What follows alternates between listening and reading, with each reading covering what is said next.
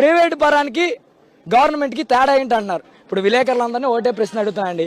మీ అబ్బాయికి మంచి ర్యాంక్ వచ్చింది, కౌన్సిలింగ్కి వెళ్ళాడు, ఆప్షన్లో మీకు గవర్నమెంట్ కాలేజ్ వచ్చింది, ప్రైవేట్ కాలేజ్ వచ్చింది, ఫస్ట్ ప్రయారిటీ ఏది ఇస్తారు? గవర్నమెంట్ కాలేజ్కి చూస్ చేసుకుంటాడు. ఎందుకు?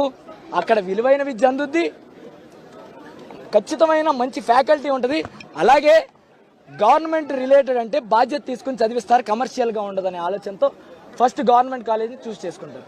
మరి ఇంత తొక్కలకు పాలన ఏంటో నాకు అర్థం కావట్లేదు. ప్రైవేటైజ్ చేస్తాం, దాంట్లో వింత ఉంది, దాంట్లో వింత. ఈరోజు జగన్మోహన్ రెడ్డి గారి కాలేజీలో ఏ కేటగిరీలో వచ్చిన సీట్లో 15,000 సంవత్సరానికి కట్టి చదువుకుంటున్నారు. రేపు ప్రైవేట్ కాలేజీలో అదే ఫీజు పెడతారా మీరు ప్రైవేటైజ్ చేస్తే? అదొకటే మిమ్మల్ని అడుగుతున్నాను.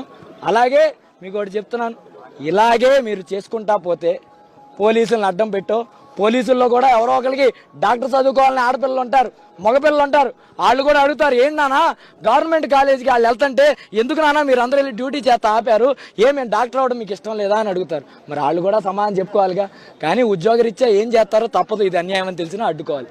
కాబట్టి ఒకటే చెప్తున్నా, మీరు ఎవరినైనా అడ్డం పెట్టుకోండి, నిరసన లాగవు. గవర్నమెంట్ ఇన్స్టిట్యూషన్లోకి లోపలికి వెళ్ళడానికి కూడా ఈరోజు ఆపే పరిస్థితి వస్తే ఇంతకంటే హిట్లర్ పాలన, తొక్లక్ పాలన ఇంకేముంటుంది?